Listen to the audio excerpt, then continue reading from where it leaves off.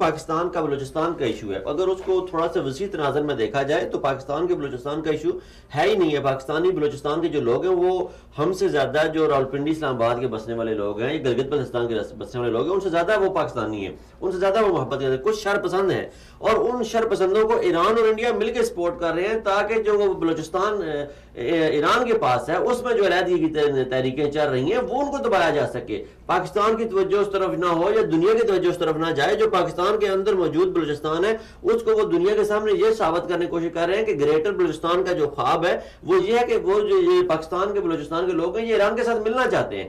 اب اس کو یہاں پہ پاکستان دیکھیں نا پچھلے 5-10 سال کی اگر ہم بات کریں پاکستان نے بھی اپنا مقدمہ بہت کمزور کیا ہے نا. دیکھیں بلوچستان کے اندر ایران اور انڈیا نے مل کے جو خون کی ہولی کھیلی، جو خون کا انہوں نے وہاں پہ کھلواڑ کیا ہے، پاکستان کو اس کو عالمی میڈیا کے سامنے لے کے جانا چاہیے تھا. پاکستان کو اس کے اوپر پریشر بلڈ کرنا چاہیے تھا. پاکستان نے نہ آج تک کبھی جو بھارت کے اندرونی معاملات ہیں نہ کبھی ان میں مداخلت کرنے کی کوشش کی ہے، نہ ایران کے معاملات میں مداخلت کرنے کی کوشش کی ہے. پاکستان کو چاہیے تھا کہ اپنا وہ مقدمہ عالمی عدالتوں میں لے کے جاتا، پریشر بلڈ کرتا انڈیا کے اوپر،